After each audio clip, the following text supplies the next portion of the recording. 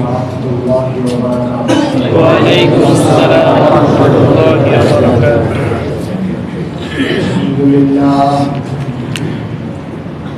الحمد لله نحمده ونستعينه ونستغفره ونؤمن به ونتوكل عليه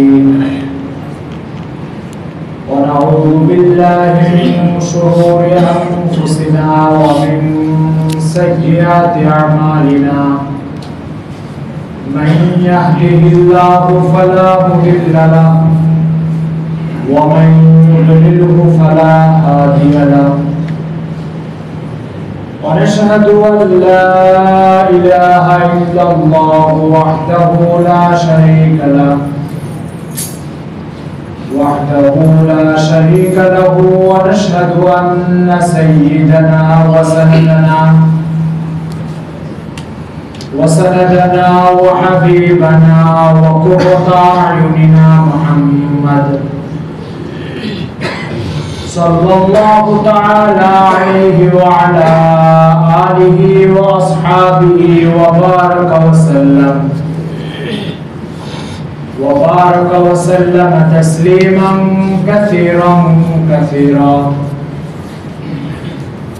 أما بعد فقد قال الله تبارك وتعالى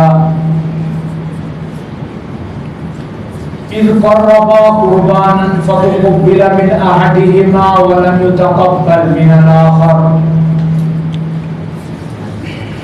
وقال تعالى لن ينال الله لحومها ولا دماؤها ولكن يناله التقوى منكم أخرج الإمام البخاري في صحيحه عن عبد الله بن عباس رضي الله تعالى عنهما أنه قال النبي صلى الله عليه وسلم ما من أيام العمل الصالح أحب فيها إلى الله من هذه الأيام يعني أيام عشر ذي الحجة قالوا ولا الجهاد في سبيل الله يا رسول الله قال ولا الجهاد في سبيل الله إلا أن يخرج رجل بماله ونفسه ثم يرجع من ذلك بشيء ثم لم يرجع بذلك من شيء أو كما قال عليه الصلاة والسلام মহান আল্লাহ তাআলার বড় মেহেরবানি যিনি আমাদের কোন ইবাদতের প্রয়োজন মুখাপেক্ষী না হওয়া সত্ত্বেও আমাদের ইবাদত তার শক্তি সামর্থ্য ক্ষমতার মধ্যে কোন সংযোজন না করা সত্ত্বেও তিনি আমাদের লাভ আমাদের সুবিধা আমাদের আখিরাতে নাজাত আমাদের গোলামের হক আদায়ের জন্য আল্লাহর ঘরে আসার তৌফিক দিয়েছেন এই মানসিকতা দিয়েছেন তার হক আদায়ের অনুপ্রেরণা অন্তরে সৃষ্টি করেছেন এই জন্য আল্লাহ পাকের শুকর আদায় করে আলহামদুলিল্লাহ। গত জুমাতে আমরা হযরত ইব্রাহিম আলা নবিয়্যিনা ওয়া আলাইহিস সালাতু ওয়াস সালামের জীবনাচার তার পক্ষ থেকে পেশকৃত বিস্ময়কর কোরবানির ঘটনা কোরআনের আয়াতের আলোকে আমরা আলোচনা করতেছি। আজকে আমরা সেই ঘটনারই অংশ বিশেষ আলোচনা করব। তার আগে যেহেতু আজকে চাঁদ উঠলে আগামীকাল থেকে জিলহজ মাসের 1 তারিখ শুরু হয়েছে, আর যদি আজকে চাঁদ না ওঠে তাহলে কালকে ইনশাআল্লাহ চাঁদ উঠবে, এরপরে পরশুদিন থেকে 1 তারিখ শুরু হবে। জিলহজ মাসের এই 10 তারিখে বেশ কিছু আমলের কথা আল্লাহ রাসূল তার উম্মতকে বলেছেন। জিলহজ মাসের এই 10 দিনের ব্যাপারে সেই বুখারীতে হাদিস আছে হযরত আব্দুল্লাহ ইবনে আব্বাস রাদিয়াল্লাহু তাআলা থেকে বর্ণিত। তিনি বলেছেন যে আল্লাহ রাসূল বলেছেন বছরের সবচেয়ে মর্যাদাপূর্ণ সময় রমজান, তারপরে হচ্ছে এই 10 দিন। বছরের সবচেয়ে দামি মর্যাদাপূর্ণ সময় আল্লাহ তাআলার কাছে রমজানের পরে এই 10 দিন। এই 10 দিনে যে কোনো নেক আমল আল্লাহ তাআলার কাছে বছরের অন্য যে কোনো সময়ের চেয়ে বেশি গুরুত্ব, মর্যাদা এবং ফজিলত রাখে। এই জন্য সাহাবায়ে কেরামকে বছরের এই 10টা দিনে বেশ কিছু আমলের মধ্যে ব্যস্ত থাকতে দেখা গেছে এবং হাদিস দ্বারা এটা প্রমাণিত। যে আমলগুলোর মধ্যে সাহাবায়ে কেরামকে 10 দিনে ব্যস্ত থাকতে দেখা গেছে তার ভিতরে একটা হচ্ছে খুব বেশি তাকবীরে তাশরিক পড়া। সেটা হচ্ছে আল্লাহু আকবার, আল্লাহু আকবার, লা ইলাহা ইল্লাল্লাহ, আল্লাহু আকবার, আল্লাহু আকবার, ওয়ালিল্লাহিল হামদ। এই তাকবীরে তাশরিক সাহাবায়ে কেরাম এই 10 দিনে খুব বেশি পড়তেন, চলতে ফিরতে উঠতে বসতে। এবং 1 তারিখ জিলহজ মাসের 1 তারিখ থেকে তাকবীরে তাশরিক পড়া এটা অনেক বড় ফজিলতের নফল ইবাদত। কিন্তু 9 তারিখ ফজরের পর থেকে, জিলহজ মাসের 9 তারিখ অর্থাৎ ঈদের আগের দিন, এই 9 তারিখ ফজরের পর থেকে 13 তারিখ আসর পর্যন্ত মোট 23 ওয়াক্ত নামাজের পরে, প্রত্যেক ফরজ নামাজের পরে, চাই সে জামাতে পড়ুন আর একা একা পড়ুন, ফরজ নামাজের পরে তাকবীরে তাশরিক এটা পড়া একবার ফরজ, এই ওয়াজিব। যদি কেউ না পড়ে তাহলে তার গুনাহ হবে।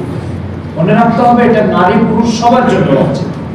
সুতরাং আজকে বাসায় যে আমরা আমাদের প্রত্যেক মহিলার কাছে, স্ত্রীর কাছে, কন্যাদের কাছে, মায়ের কাছে, বোনের কাছে ফোনে এই কথাগুলো প্রচার করি যে তাকবীরে তাশরিক আগামী 1 তারিখ জিলহজের থেকে পড়া মস্ত বড় ফজিলতের কাজ, আর 9 তারিখ ফজরের পর থেকে পড়া ওয়াজিব। কেউ যদি না পড়ে তাহলে গুনাহগার হবে। এটা একটা গুরুত্বপূর্ণ প্রয়োজনীয় মাসলা। এরপরে 2 নম্বর যে কথাটা সেটা হচ্ছে যে এই দিনগুলোতে তাকবীরে তাশরিকের বাইরে লা ইলাহা ইল্লাল্লাহ, সুবহানাল্লাহি ওয়া বিহামদিহি, সুবহানাল্লাহিল আযীম, সুবহানাল্লাহি ওয়া আলহামদুলিল্লাহি ওয়া লা ইলাহা ইল্লাল্লাহ, আল্লাহু আকবার, ওয়ালিল্লাহিল হামদ, এই তাকবীরগুলো পড়া, এই দোয়াগুলো পড়া, এগুলো সাহাবায়ে কেরাম থেকে ব্যাপকভাবে প্রমাণিত। তো 1 নম্বর হচ্ছে তাকবীরে তাশরিক, আর একটা হচ্ছে বিভিন্ন জিকির, আজকার, দোয়া, তাহলিল এগুলো। এরপরে এই 9 দিন রোজা রাখার কথা হাদিস শরীফে বর্ণিত আছে। হাদিস শরীফে আসছে রাসূল সাল্লাল্লাহু আলাইহি ওয়াসাল্লাম বলেছেন যে জিলহজ মাসের 9 দিন, ঈদের আগের দিন পর্যন্ত, 1 তারিখ থেকে 9 তারিখ পর্যন্ত, এই 9 দিন কেউ যদি জিলহজ মাসে রোজা থাকে, প্রতিটা রোজার জন্য আল্লাহ তাআলা তার পিছনের 1 বছরের গুনাহকে maaf করে দেন। সুবহানাল্লাহ। 9 নম্বর তারিখ অর্থাৎ ঈদের আগের দিন যদি রোজা রাখে, সে ব্যাপারে আল্লাহ রাসূল বলেছেন 1 বছরের পিছনের গুনাহ maaf হবে, 1 বছরের সামনের গুনাহ maaf হবে। সুবহানাল্লাহ। তো এই জন্য এই রোজার কথা আমরা ব্যাপকভাবে প্রচার করি। আমরা অনেকে ফেসবুকে আজেবাজে কথা লিখে মানুষের ঈমান নষ্ট করি, আমল নষ্ট করি, গুনাহের মধ্যে লিপ্ত করি। তো এই দিনের কথাগুলো আমরা যারা ফেসবুক ব্যবহার করি, যারা করি না তাদেরকে বলছি না, যারা করি তারা এই কথাগুলো লিখে প্রচার করি। যদি আপনার লেখা থেকে একজন মানুষও এই আমলের মধ্যে শরীক হয়ে যায়, তাহলে আপনার লেখার কারণে সে তার পূর্ণ আমলের সবটা আল্লাহ পাক আপনাকেও দান করবে। সুবহানাল্লাহ। এই জন্য এই যে তাকবীরে তাশরিক, অন্যান্য জিকির, আজকার এবং নফল রোজার কথা, এই কথাগুলো আমরা তবে যতটুকু লিখবো সহি কথা লিখবো, কম লিখবো কিন্তু সঠিকটা লিখবো, ভুলটা লিখবো না। কারণ আল্লাহর নামে, আল্লাহ রাসূলের নামে ভুল কথা চালানো এটা একটা এক ধরনের কুফরি।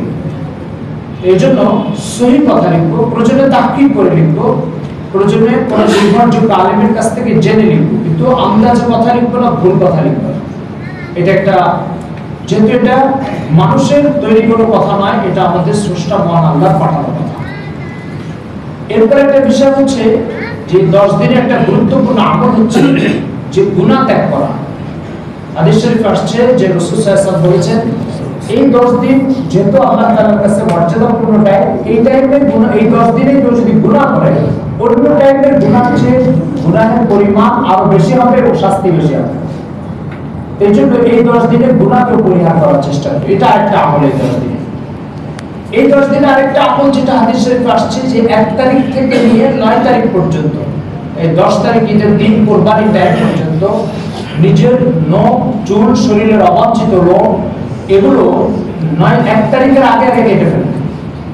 কেটে 1 তারিখ থেকে ঈদের দিন কুরবানির টাইম পর্যন্ত এগুলো আর স্পর্শ করবে না। কুরবানির হওয়ার পর এগুলো আবার কেটে ফেলবে, তাহলে আল্লাহ তাআলা অতিরিক্ত আরেকটা কুরবানির সওয়াব তাকে দান করবে। যে কুরবানি দিয়েছে এই হাদিস তার জন্য, যে কুরবানি দেয়নি এই হাদিস তার জন্য, দুই ব্যক্তির জন্য হাদিস শরীফে ফজিলতের কথা আসছে। এরপর একটা বিষয় হচ্ছে যে এই 10 দিনের ভিতরে কুরবানির একটা গুরুত্বপূর্ণ আমলের কথা আমরা জানি। এখন জানা দরকার কুরবানি কার উপর ওয়াজিব, কে কুরবানি দিবে আর কে দিবে না। রাসূল সাল্লাল্লাহু আলাইহি ওয়াসাল্লামের বক্তব্য থেকে বোঝা যায় ঈদের 3 দিন অর্থাৎ জিলহজ মাসের 10 তারিখ, 11 তারিখ, 12 তারিখ, এই 3 দিন, এই 3 দিন ইসলামে রোজা রাখা হারাম। এই 3 দিনের কোন একদিন, কোন এক মিনিটের জন্য কোন ব্যক্তির কাছে যদি নিসাব পরিমাণ মাল এসে জমা হয়, তার ঈদে তার প্রত্যেক এই 3 দিনের কোন এক দিনের কোন এক মিনিটের জন্য কোন ব্যক্তির কাছে যদি নিসাব পরিমাণ মালের মালিক সে হয়, তাহলে সেই ব্যক্তিকে কুরবানি দেওয়া ওয়াজিব। নিসাব পরিমাণ মাল আপনারা জানেন 52 তোলা রূপা অথবা 7.5 ভরি স্বর্ণ। যদি স্বর্ণ থাকে তাহলে 7.5, আর যদি স্বর্ণ না থাকে তাহলে 52 তোলা রূপা। আর যদি দুটোই থাকে তাহলে রূপার ব্যালেন্সে চলে আসবে। রূপার ব্যালেন্সে এখন 85,000 টাকা আসে। 52 তোলা রূপার দাম বর্তমানে বাজার মূল্য আসতেছে 85,000 টাকা। এই 85,000 টাকা নিত্য প্রয়োজনীয় সামগ্রীর বাইরে, আমার নিত্য প্রয়োজনীয় সামগ্রী, আমার থাকার জন্য একটা খাট দরকার, পরার জন্য 2 সেট কাপড় দরকার, খাবার খাওয়ার জন্য 2টো প্লেট দরকার, এগুলো হচ্ছে অপরিহার্য সামান। এই অপরিহার্য সামানের বাইরে যদি কারো কাছে 85,000 টাকা পরিমাণ স্বর্ণ এই সম্পদ থাকে, সেটা যে কোনো ধরনের সম্পদ, যদি জমি হয় তবুও তাই। মনে রাখতে হবে যাকাতের জন্য জমি যাকাতকে ফরজ করে না, বাড়ি যাকাতকে ফরজ করে না, কিন্তু জায়গা, জমি, বাড়ি এগুলো কুরবানিকে ওয়াজিব করে। এইজন্য কারো প্রয়োজনীয় জায়গা আছে 1 বিঘা, এটুকু হলে তার ধান যা হয় এটা চলে যায়, কিন্তু 1 বিঘার বেশি জায়গা আছে তার, তো বেশি যদি থাকে প্রয়োজনের অতিরিক্ত 85,000 টাকা বা সমপরিমাণ সম্পদ, তাহলে তাকে কুরবানি দিতেই হবে, না দিলে সে গুনাহগার হবে। এবার আপনি হিসাব করে দেখবেন আমাদের সমাজে হাজার হাজার মানুষের উপর কুরবানি হচ্ছে, কিন্তু একটা বিরাট সংখ্যক মানুষ কুরবানি দেয়। এজন্য কুরবানি কার উপর ওয়াজিব এটা মনে রাখতে হবে। এরপরে যে বিষয়টা সেটা হচ্ছে যে কুরবানি ঈদের দিন দেওয়া এটা সর্বোত্তম। যদি কারো কোনো কারণে দিতে না পারে ঈদের পরের দিন, না হলে তারপরের দিন সূর্য ডোবার আগে আগে কুরবানি দিলে ওয়াজিবের দায়িত্ব থেকে অব্যাহতি পাবে। এরপরে যদি দেয় তাহলে ওয়াজিবের দায়িত্ব থেকে অব্যাহতি পাবে না, তখন সেই কুরবানির পশুটা সদকা করে দিবে, অথবা কুরবানির পশুর মূল্য সদকা করে দিবে। তো কুরবানির মাসলা মাসাইল নিয়ে বিস্তারিত আমরা আগামী জুমাতে, আরেকটা জুমা আমরা ঈদের আগে পাবো, ওই জুমাতে আমরা কুরবানির মাসলা মাসাইল, জবাই করার নিয়ম, পশু ক্রয়ের নিয়ম, কি ধরনের পশু কিনতে হবে, কোন পশুর কি জাতীয় ত্রুটি থাকলে সেটা দিয়ে কুরবানি হবে না, কি জাতীয় ত্রুটি থাকলে সেটা কুরবানির জন্য চলবে, এই ধরনের মাসলা মাসাইল নিয়ে আগামী জুমাতে আমরা আলোচনা করব। আজকের এই জুমাতে যে কথাটা হযরত ইব্রাহিম আলাইহিস সালামের ইতিহাস নিয়ে আমরা আলোচনা করব, তার আগে আরেকটা কথা হচ্ছে মনে রাখতে হবে কুরবানি একটা প্রবণতা আমাদের কুরবানির যাবতীয় ফজিলত থেকে, সুফল থেকে, দুনিয়াবী সুফল, আখিরাতের সুফল থেকে আমাদেরকে বঞ্চিত করে। সেটা হচ্ছে কুরবানি আল্লাহ ছাড়া অন্য কোনো উদ্দেশ্যে মানুষকে দেখানোর জন্য, মানুষের কাছে বাহবা কুড়ানোর জন্য, ফেসবুকে দিয়ে মোটা তাজা গরু কিনেছি এটা বোঝানোর জন্য প্রচার করে আল্লাহ তাআলা বাদে ভিন্ন কোনো নোংরা উদ্দেশ্যে কুরবানি করা, এটা পুরো কুরবানির পয়সাটা পানিতে ফেলে দেওয়া আর এই নিয়তে কুরবানি করা একই কথা। কুরবানি জিনিসটা হয়েছে আল্লাহর জন্য। আপনি দেখেন হযরত আদম আলাইহিস সালামের 2 ছেলেকে আল্লাহ তাআলা কুরবানি করার আদেশ করেছিলেন।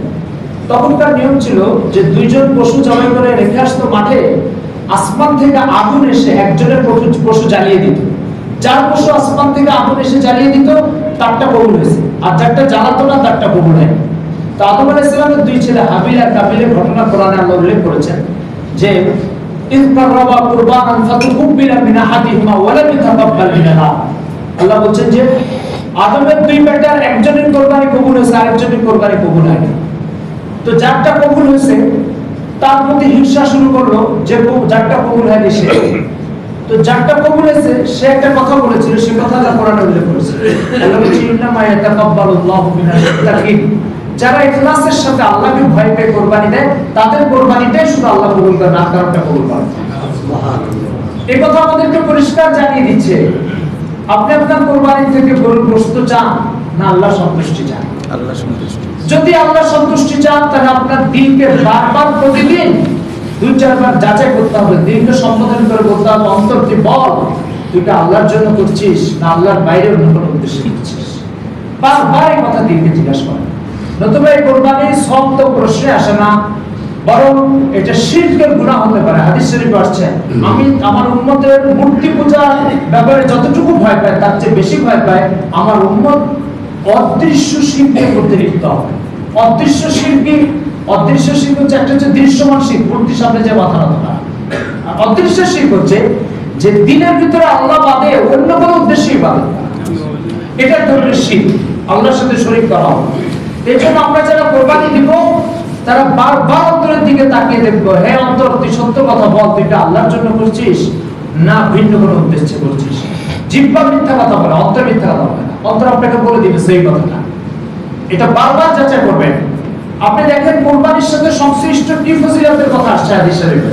আল্লাহ রাসূল বলেছেন যে যে ব্যক্তি একটা পশু কুরবানি করলো তার এক একটা লোভের কারণে এক একটা নেকি আল্লাহ পাক তার আমলনামায় যোগ করবেন। সুবহানাল্লাহ। এক হাদিসে আসছে যে কিয়ামতের দিন কুরবানির পশুর হাড্ডি, রক্ত, মাংস এগুলো সবকিছু নেকির পাল্লা ওজন করা হবে। সুবহানাল্লাহ। এক হাদিসে আছে যে তোমরা তার তরুতাজা, মোটা তাজা, শক্তিশালী পশু কুরবানি করো, কারণ এটা তোমাদেরকে পুলসিরাত দ্রুত পার করে নিয়ে চলে যাবে। সুবহানাল্লাহ। এই যে ফজিলতের যত কথা আছে, একটা গরুর গায়ে কতগুলি লোক থাকে আপনি চিন্তা করেন তো, কত কোটি লোক থাকে একটা গরুর গায়ে।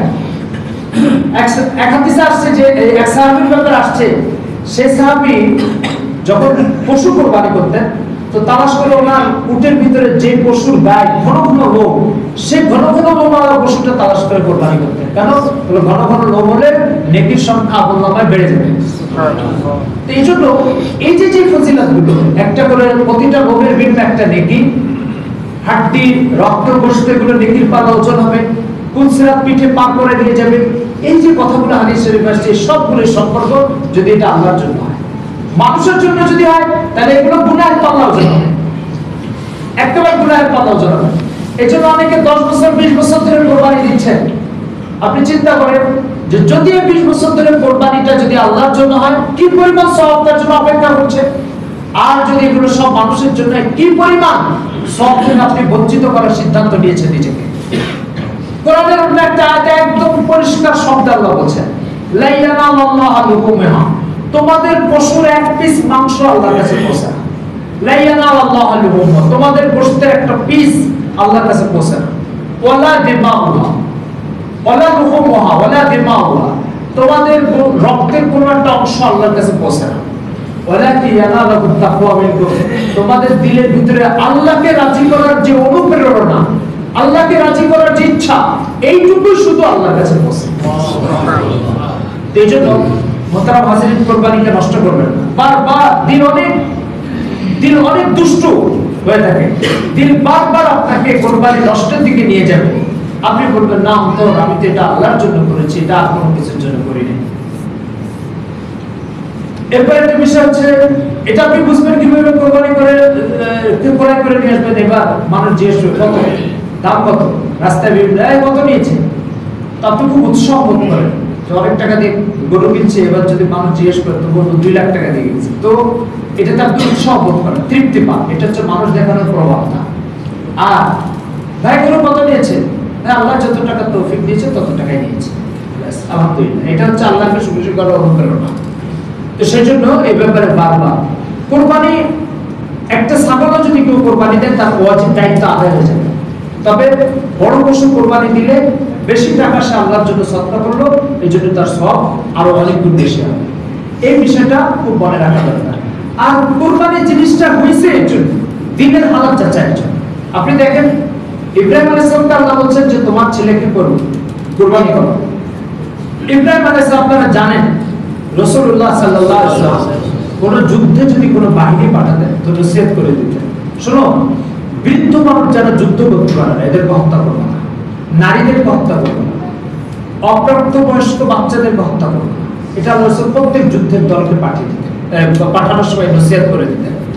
প্রত্যেক যুদ্ধের বাহিনীকে পাঠানোর সময় অপ্রাপ্তবয়স্ক বাচ্চাকে হত্যা করা যাবে না, এই নসিহত করে পাঠিয়ে দিতেন। আর এখানে আল্লাহ পাক ইব্রাহিম আলাইহিস সালামকে বলছেন তোমার এই অপ্রাপ্তবয়স্ক বাচ্চাকে জবাই করো। কি অর্থ এটা? এটার অর্থ হচ্ছে যে আল্লাহ তাআলা ইব্রাহিম আলাইহিস সালামের দিলের ভিতরে আল্লাহকে খুশি করার প্রবণতা, আল্লাহর হুকুমকে বড় মনে করা, সন্তানের মায়ার উপরে আল্লাহর হুকুমকে প্রাধান্য দেওয়া, এটা পরীক্ষা করতে চান। এটা কোন পর্যায়ে? তো ইব্রাহিম আলাইহিস সালাম প্রমাণ করেছেন। আল্লাহ তাআলা বলেছেন কাদ সাদ্দাকতা রুইয়া, তোমাকে স্বপ্নে যে আদেশ করা হয়েছে সেই আদেশ পালনে তুমি শতভাগ পরীক্ষা উত্তীর্ণ হয়েছে। সেজন্য কুরবানি জিনিসটা হচ্ছে দিনের অবস্থা যাচাইকে কুরবানি বলে। গোশত, বড় গরু, বড় পশু, সুনাম সুখ্যাতি, পোস্ট অফিস বলিতে জনাব আব্দুল জলিল সাহেব সবচেয়ে বড় কুরবানি দিয়েছেন, এই সমস্ত খ্যাতির সাথে এই আমলটার কোনো সম্পর্ক নাই, কোনো সম্পর্ক নাই। এই আমলটার সম্পর্ক হচ্ছে শুধু এতটুকুর উপরে আমি মহান আল্লাহকে রাজি খুশি করার জন্য এই পশু ক্রয় করেছে, এই পশুকে কুরবানি করব। যদি কারণ কুরবানি একদম 10,000 টাকা দিয়ে একটা ছাগল কিনে কুরবানি করেছে, কিন্তু তার দিলের ভিতরে আল্লাহকে খুশি করার শতভাগ অনুপ্রেরণা ছিল, আল্লাহকে রাজি করার ইচ্ছাতে সে 10,000 টাকা দিয়ে ছাগল কিনে কুরবানি করেছে। আর আরেকজন ব্যক্তি 2 লক্ষ টাকা দিয়ে গরু কিনে কুরবানি করেছে, কিন্তু উদ্দেশ্য হচ্ছে গোশত খাবো, মানুষের মধ্যে সুনাম সুখ্যাতি অর্জন করব। তাহলে ওই 2 লক্ষ টাকা দিয়ে 100 গরু কুরবানি করার চেয়ে এই 10,000 টাকা দিয়ে একটা ছাগল কুরবানি করা আল্লাহর কাছে বেশি মর্যাদা আছে, বেশি মর্যাদা। এজন্য ভাই দিলের ধোঁকার মধ্যে পড়বো না, দিল আপনাকে নষ্ট করবে, অন্তর আপনাকে বারবার বিপদগামী করবে। এই ব্যাপারে খুব বেশি সতর্ক থাকা যায় যে আমার কুরবানির একটা টাকাও যেন আমার অন্তর নষ্ট করতে না। তো ইব্রাহিম আলাইহিস সালামের কুরবানিটা মানুষ দেখানো তো অবশ্য দিনের অবস্থা যাচাই ছিল এই কুরবানির মূল উদ্দেশ্য। তো দিনের অবস্থা যাচাই যদি মূল উদ্দেশ্য হয়ে থাকে, তাহলে এবার আপনি কিভাবে এটা আল্লাহকে রাজি খুশি করা ছাড়া ভিন্ন জিনিসকে এর মধ্যে স্থান দিবেন? এজন্য বারবার দিলের ভিতরে এটা যাচাই করা দরকার। ইব্রাহিম আলাইহিস সালামের জীবনে মূল ঘটনার দিকে যাচ্ছে। ইব্রাহিম আলাইহিস সালামের জীবনে 3টা ঘটনা এমন ঘটেছে যেটা ইসলামের ইতিহাসে বিরল ঘটনা। একটা হচ্ছে ওনাকে আগুনে নিক্ষেপ করা হয়েছে দ্বীনের দাওয়াত দেওয়ার কথিত অপরাধে। দ্বীনের দাওয়াত দেওয়ার কথিত অপরাধে নমরুদ ওনাকে জ্বলন্ত অগ্নিকুণ্ডের মধ্যে নিক্ষেপ করেছে। এটা একটা পরীক্ষা আছে আমার উপরে। উনি মক্কায় ওনার সদ্যভূমিষ্ঠ বাচ্চা ইসমাইল আর স্ত্রী হাজেরাকে নিয়ে বসবাস করতেন। সেখানে ওনার উপর আদেশ হয়েছে এই সদ্যভূমিষ্ঠ বাচ্চা আর স্ত্রীকে এই মরুভূমির মধ্যে কোনো লোক নাই, খাবার নাই, জীবনযাত্রার উপকরণ নাই, বেঁচে থাকার কোনো ব্যবস্থা নাই, এর মধ্যে রেখে যাও, ফিলিস্তিনেতে যে দাওয়াতের কাজ করো। এই একটা পরীক্ষা ওনার উপরে। তৃতীয় পরীক্ষা হচ্ছে 80 বছর বয়সে একটা বাচ্চা পেলেন। এবার এই বাচ্চাটা যখন 12-13 বছর হয়েছে, যাও। কয়টা পরীক্ষা হলো? তিনটা পরীক্ষা হলো। এই 3টা পরীক্ষার কথা আল্লাহ উল্লেখ করেছে। ওয়াইদিবতালা ইব্রাহিম রাব্বুহু বিকালিমাতিন, আমি ইব্রাহিমকে কয়েকটা বিষয় নিয়ে পরীক্ষা করেছি। ফাতাম্মাহুন্না, ইব্রাহিমের পরীক্ষায় সফলভাবে উত্তীর্ণ হয়েছে। তারপর আমি তাকে বলেছি ইন্নী জাইলুকা লিন-নাসি ইমামা, আমি মানুষের জন্য তোমার এই আদর্শগুলো, তোমার এই কাজগুলোকে মানুষের জন্য স্মৃতি হিসেবে ধরে রাখবো আর তোমাকে তাদের জন্য অনুসরণীয় ব্যক্তি বানিয়ে দেব। সুবহানাল্লাহ। ইন্নী জাইলুকা লিন-নাসি ইমামা। কোরআন মাজিদের আরেকটা আয়াত আল্লাহ বলেছেন ওয়া তারাকনা আলাইহা ফিল আখিরিন, আমি ইব্রাহিমের এই সুন্নতের উপরে মানব জাতিকে ধরে রেখেছি। তার অর্থ হচ্ছে আপনি আজকে হজে যাচ্ছেন, হজের প্রত্যেকটা কাজ ইব্রাহিম আলাইহিস সালাম অথবা তার পরিবারের সাথে সম্পর্কিত কোনো কাজ। হজের ভিতরে সাফা মারওয়ার মাঝে দৌড়াদৌড়ি করতে হয়। তাদের শরীফ আসছে যেখানে ইব্রাহিম আলাইহিস সালামের স্ত্রী হাজেরা তার শিশু বাচ্চাকে পানি খাওয়ানোর জন্য, পানির জন্য ছটফট করতেছে, বাচ্চা পানি খাওয়াতে পারছে না, পাশে কোনো লোকজন নাই, পানির কোনো অস্তিত্ব নেই। তেইবদিন পাহাড়ের উপরে দৌড়াদৌড়ি করছেন, আর এই পাহাড়ের উপরে দাঁড়ায় দেখেন দূরে কোনো কাফেলা দেখা যায় কিনা। আবার ওই পাহাড়ের উপরে দৌড়ে দেখছেন যে ওদিকে কোনো কাফেলা দেখা যায় কিনা। এভাবে 7 বার দৌড়াদৌড়ি করেছেন। দৌড়াদৌড়ি করার পরে পাহাড়ের উপরে উঠে দেখেন যে ইসমাইল পানির জন্য এভাবে পায়ের যে গোড়ালি আছে, গোড়ালি দিয়ে মাটিতে আঘাত করছেন। আঘাত করতে করতে সেখানে আল্লাহ পাক জমজমের কূপের যে পানির ফোয়ারা সেটা চালু করে দিয়েছে। সুবহানাল্লাহ। এই এক মহিলা স্বামীকে বিদায় দিয়ে মরুভূমিতে বসে আল্লাহর উপরে ভরসা করেছে। ইব্রাহিম যখন বিদায় দিচ্ছে এদেরকে রেখে, তখন হাজেরা বলছে আতাতরুকুনি হাহুনা, বুখারী শরীফে আসছে, ওয়ালাইসা হাহুনা মাউন ওয়ালা কালা, আপনি এখানে রেখে যাচ্ছেন, এখানে কোনো পানি নাই, কোনো ঘাস নাই, খাওয়ার কিছু নাই, আপনি কিভাবে আমাদেরকে এখানে রেখে যান? তো ইব্রাহিম আলাইহিস সালাম বলছেন কাযা আমারনি রব্বি, আমার রব তো এরকম রেখে যাওয়ারই আদেশ করেছেন, আমার রব এই আদেশ করেছেন। তখন হাজেরা একদম পরিষ্কার জবাব দিয়েছে, হাদিসের কিতাবে আসছে, আল্লাহ রাসূল শোনাচ্ছেন ইদান লা ইউজিউনা, যদি আল্লাহ আদেশ করে থাকেন তাহলে ওই আল্লাহ আমাদেরকে রক্ষা করবেন, আর দুশ্চিন্তার কিছু নেই। এই যে আল্লাহর উপর একজন নারী ভরসা করেছে, এই এক নারীর ভরসার ফলাফল কিয়ামত পর্যন্ত আগত সমস্ত মানুষের জন্য আল্লাহ তাআলা ওই মরুভূমিতে বিরল দৃষ্টান্ত হিসেবে জমজমের কূপ চালু করেছেন। ভরসা করেছে কয়জন? একজন। সুবিধা ভোগ করেছে কতজন? এটা বলেছে যে আমি আপনার রেখে যাওয়া সুন্নতের উপরে মানব জাতিকে ধরে রাখবো। ওয়াতারাকনা আলাইহি ফিল আখিরিন। তো কি হয়েছে? এখন পৃথিবীতে কোন ব্যক্তি হজ করেছে, অতীতে, এখন করছে, আগামীতে করবে, কিন্তু সাফা মারওয়ার মাঝে দৌড়াদৌড়ি করে হাজেরার এই সুন্নতকে অনুসরণ করবে, তার হজ হবে না, তার হজ হবে না। সফর, হজের সফরে একজন হাজী সাহেবকে কুরবানি করতে হয়, সেটাই ইব্রাহিম আলাইহিস সালামের সুন্নাত। হজের সফরে শয়তানের প্রতীককে কঙ্কর বাঁধতে হয়, হাদিস শরীফে আসছে যে ইব্রাহিম আলাইহিস সালাম শয়তানকে কঙ্কর মেরেছিলেন, সে কঙ্কর মারার সুন্নাত এখন হাজী সাহেবরা পালন করে। হজের প্রত্যেকটা আমল ইব্রাহিম আলাইহিস সালামের সুন্নাত। আল্লাহ তাআলা এই কথা বলছেন যে আমি আপনার ইখলাস, আল্লাহকে সন্তুষ্ট করা, আল্লাহর গোলামি করা, আল্লাহর জন্য নিজেকে উৎসর্গ করা, আল্লাহর হুকুমের সামনে মাথা নত করা, এই কাজগুলির ব্যাপারে আপনাকে আমি এত মজবুত আর দৃঢ় পেয়েছি, আপনার এই কাজগুলোকে মানব জাতির জন্য অনুসরণীয় হিসেবে তৈরি করে রাখবো, কিয়ামত পর্যন্ত চলবে। আরেক আয়াতে আসছে আল্লাহ তাআলা বলছেন ইয ক্বালা রাব্বু আসলিম ক্বালা আসলামতু লিরাব্বিল আলামিন। আল্লাহ তাআলা ইব্রাহিমকে বলে, ইব্রাহিম মাথা নত করো, একদম কোনো দেরি ছাড়া, আসলামতু লিরাব্বিল আলামিন, আমি দুনিয়ার প্রতিপালকের সামনে এখনই মাথা নত করব। চাপে আল্লাহ তাআলা সেই অবস্থা কোরআনে উল্লেখ করেছেন। তো আল্লাহ তাআলার সিস্টেম হচ্ছে এরকম যে যে যত ত্যাগ স্বীকার করে, আর প্রবৃত্তিকে যে যত জবাই করতে পারে, প্রবৃত্তিকে যে যত দাফন করতে পারে, প্রবৃত্তির বিরুদ্ধে যে যত চলতে পারে, আল্লাহ তাআলার কাছে তার মর্যাদা তত বেশি। আর যে প্রবৃত্তির যত গোলামি করতে পারে, আল্লাহ তাআলার কাছে সে তত পিছনে, সে তত উপেক্ষিত, নিক্ষিপ্ত, অবজ্ঞার শিকার। এই জন্য মুহতারাম হাজিরিন, ইব্রাহিম আলাইহিস সালামের এই আমল থেকে আমাদের শিক্ষণীয় বিষয় হচ্ছে, বয়স 80 বছর, নিঃসন্তান এক বাবা একটি ছেলেকে পেয়েছে। ছেলে যখন 12-13 বছর বয়স হলো, যখন বাবার নজর কাড়ে, আর ওই ছেলে ভবিষ্যতে ইনকাম করে বাবাকে খাওয়াবে এরকম একটা আশা বাবার দিলের ভিতরে থাকে, আমার বার্ধক্যে আমার একটা সাহারা পাওয়া গেছে, একটা অবলম্বন পাওয়া গেছে, এই চিন্তা নিয়ে বাবা চলে। ওই টাইমে বাবাকে বলছে, যাও ছেলেকে জবাই করো, যাও ছেলেকে জবাই করো। ইব্রাহিম আলাইহিস সালাম আমাদের জন্য আদর্শ রেখে গেছেন যে সবচেয়ে মূল্যবান, সবচেয়ে দামি, সবচেয়ে মর্যাদাপূর্ণ যে নিয়ামতটা আল্লাহ তাআলা দিয়েছেন এই বৃদ্ধ অবস্থায়, সেটাকে যদি আমি জবাই করতে পারি এই মহান মালিকের জন্য, তো তুমি তোমার কিছু সময়কে জবাই করো আল্লাহর জন্য, তুমি তোমার কিছু অর্থকে জবাই করো আল্লাহর জন্য, তুমি তোমার ভোগকে জবাই করো আল্লাহর জন্য, তুমি তোমার প্রবৃত্তিকে জবাই করো আল্লাহর জন্য।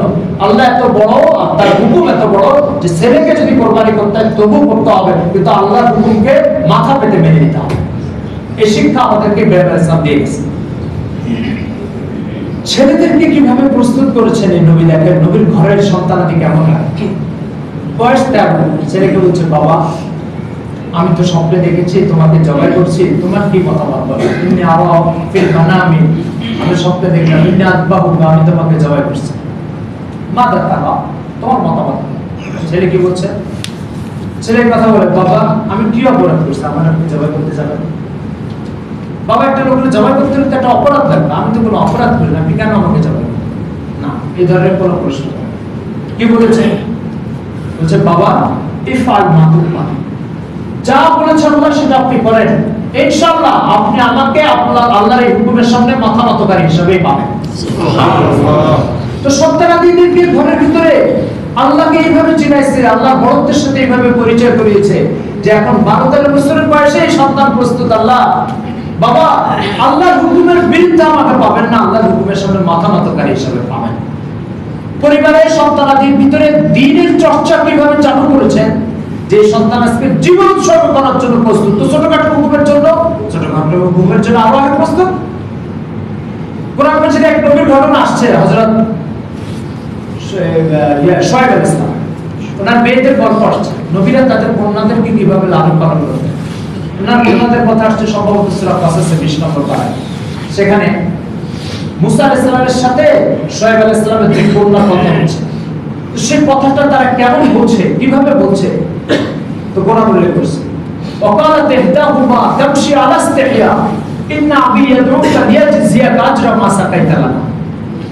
একটা মেয়ে মুসার মতো একজন যুবকের সাথে কথা বলছে, আলা ইসতিহয়া, অত্যন্ত লাজুকতা, শালীনতা ভাবে। তো নবীদের ঘরের কন্যারা কিভাবে লালন পালন করেন, শোয়েব আলাইহিস সালাম তার মেয়েদেরকে লালন পালন করছেন এমন লাজুকতা, শালীনতার চেতনা দিয়ে যে তারা আজকে একজন অপরিচিত যুবকের সাথে কথা বলছে, সেই কথা আল্লাহ পাক কোরআনে উল্লেখ করেছেন যে তাদের লাজুকতাই ছিল, তাদের শালীনতা বোধই ছিল। আর আজকে আমাদের ঘরের মেয়েদের কি অবস্থা? আমরা গর্ব করি আমার মেয়ে অমুক ডিপার্টমেন্টে চাকরি পেয়েছে এবং ওই চাকরি পাওয়ার জন্য সে এইভাবে ঘর থেকে খোলামেলা চলে যায়। আমার দিলেও প্রশ্ন আসে না, একজন মুসলমান হিসাবে একটা মুসলিম ঘরে একটা নারী স্বাধীনতা বোধে কি রূপরেখা হবে এটা জানা নেই। নির্ভেজাল পশ্চিমাদের খোলামেলা স্টাইলে আমার মেয়ে চলাফেরা করছে, একটা প্রশ্ন জাগে না। এটা ঈমান শেষ হয়ে যাওয়া, ঈমান দাফন হয়ে যাওয়ার আলামত। তো আমাদের ঘরে ছেলেদের আর মেয়েদের অবস্থা কি হবে, কোরআন এই চিত্র অঙ্কন করতেছেন আমাদের সামনে। এরপর একটা বিষয় হচ্ছে সেটা হচ্ছে আল্লাহ তাআলার একটা আজীব সিস্টেম। এই আজীব সিস্টেম আমাদের জীবন পরিবর্তন হওয়া দরকার, এই বিষয়গুলো বুঝে। ইব্রাহিম আলাইহিস সালাম ছেলেকে কোরবানি করার জন্য রাখলেন, জবাই করতেছে, চাকু চালাচ্ছেন, কিন্তু কাটতেছে না। ছেলে মনে করতেছে বাবা মনে হয় যে পরিমাণ চাপ দিলে কাটার কথা, মায়ার কারণে এই পরিমাণ চাপ দিতে পারতেছে না। তো এবার ছেলে বলছে তার আব্বা তাহলে আমাকে উপর করে সব, যাতে করে চাকু ঠিক মতো চলে আর আমার চেহারা দেখে আপনার ভিতরে মায়া কাজ না করে। ইব্রাহিম আলাইহিস সালাম পুরো শরীরে শক্তি দিয়ে চাকু চালাচ্ছেন। হাদিস শরীফে আসছে চাকুর নিচে আল্লাহ পাক ফেরেশতাকে দিয়ে একটা পিতল বসায় দিয়েছেন, সেই পিতলের উপর চাপ দিচ্ছেন, কিন্তু ইব্রাহিম আলাইহিস সালামের চোখে ফেরেশতাদের পিতলটা আসতেছিল না।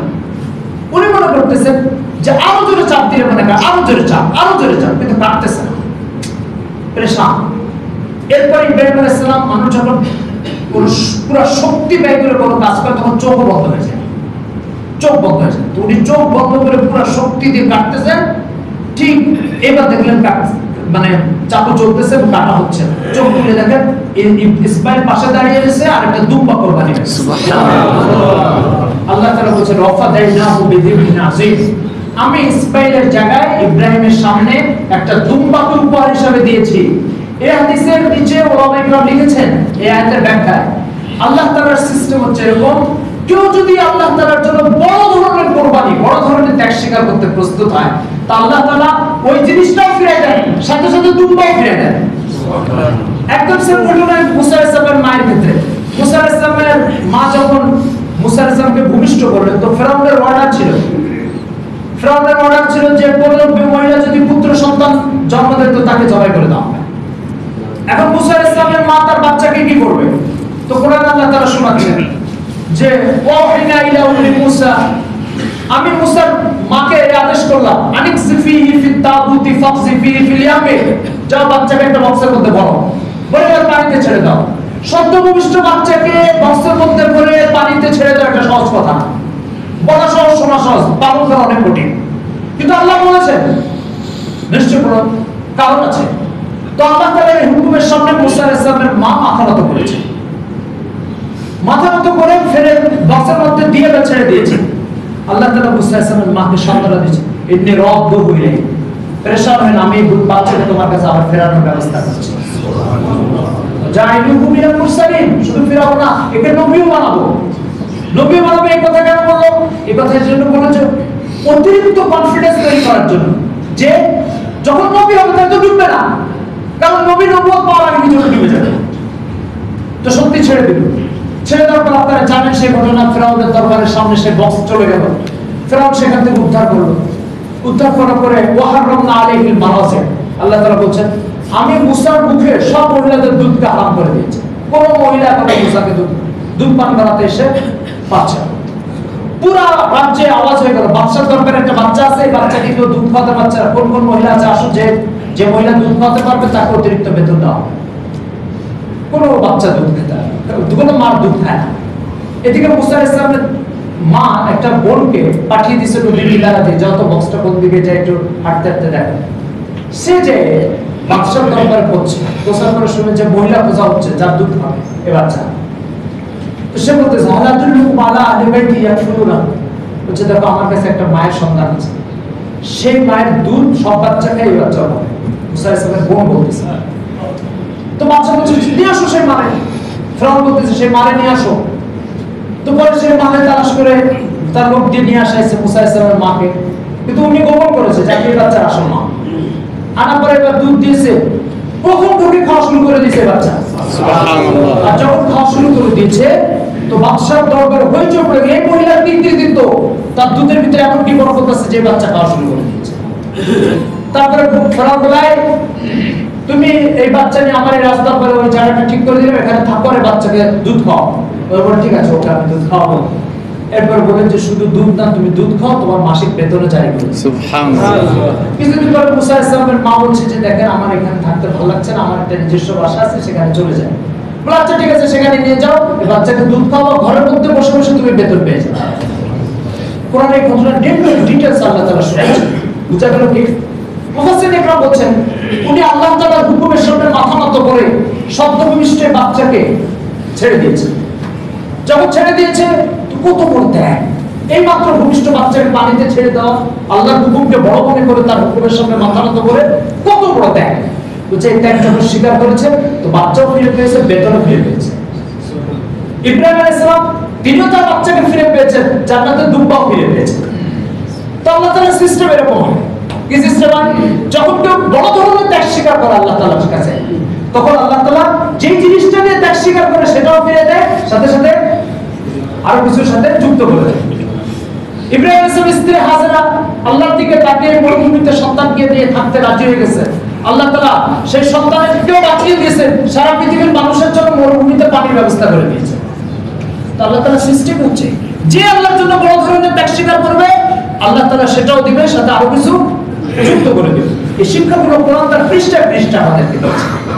কিন্তু আমরা যখন বড় ত্যাগের মাসালা আসে তখন হিলা বাহানা খুঁজি। ঠিক আছে, এর থেকে বাঁচার পথ থাকে, এর থেকে মুক্ত থাকার পথ থাকে। আমাদের কাছে এসব মানুষ এইভাবে জিজ্ঞাসা করবে এই সুদি কারবার, ঠিক আছে, এটাকে কিভাবে একটু আমাকে জায়েজ করে দেন, এটা ঠিক আছে, আমাদেরকে জায়েজ করে। এই হচ্ছে আমাদের দিন, আমাদের শরিয়াত। কোরআন আমাদেরকে কি বলছে জানেন? কোরআন আমাদেরকে বলছে যখন তুমি আল্লাহর হুকুমকে ঠিক রেখে দুনিয়াকে নষ্ট করবে তো আল্লাহ তাআলা তোমার দুনিয়া